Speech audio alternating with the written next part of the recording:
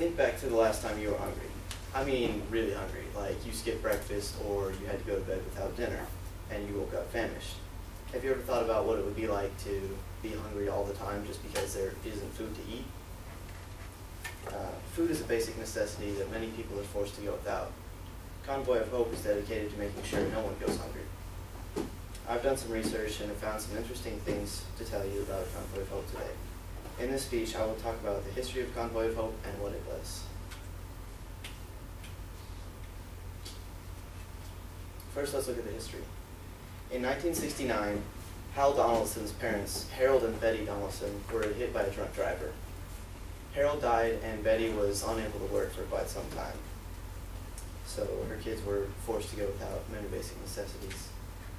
In 1994, Hal, now a ministry for Assemblies of God, founded Convoy of Hope, having experienced firsthand what it's like to live without basic necessities.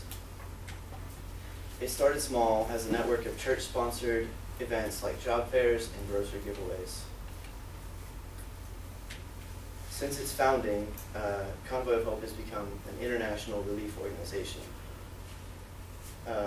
Convoy of Hope informs us on their website that as of August 2012, they have a 300,000 square foot world distribution center, 6 international distribution centers, a fleet of trucks in multiple countries, over 25,000 churches and organizations involved, over 1,200 volunteer teams, over $300 million of gifts in kind to date, and almost 400,000 volunteers have been mobilized.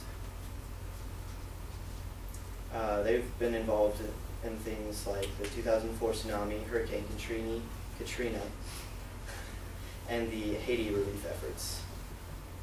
Recently, they've also been involved in relief efforts for Hurricane Sandy, with things like distributing food and water and providing moral and emotional support for people, as stated in a recent video on the Fox News website. Now that we have some background, let's look at what Convoy of Hope does.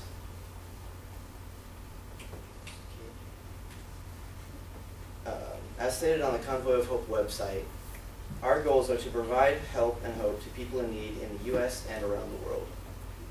They do this through children's feeding initiatives, disaster response, community outreach, disaster response, and partner resourcing.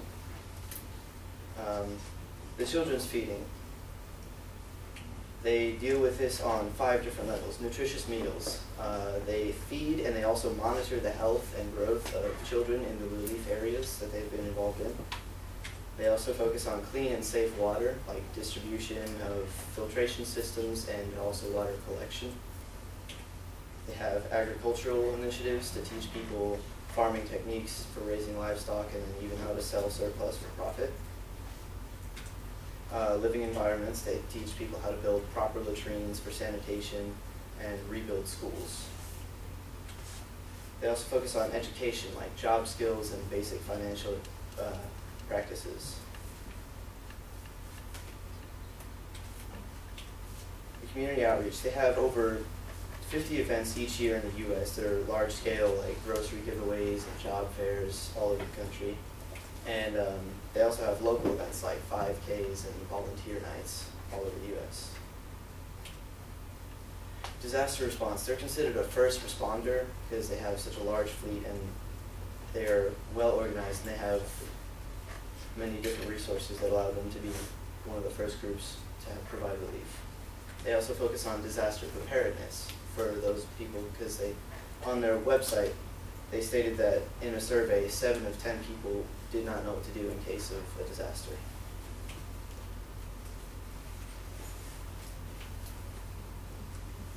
Partner resourcing. They are funded through tens of millions of dollars of donations per year, and they use that to go directly to their feeding initiatives. And they also support other local relief efforts in communities across the country. Wrapping up, as we've seen, Convoy of Hope is kind of a big deal. They're right up there with agencies like FEMA, and they're first responders to disasters internationally. I hope you've learned some new things about Convoy of Hope today and that you can appreciate the effort that it goes into making such a big organization able to provide relief where it is needed. Thank you.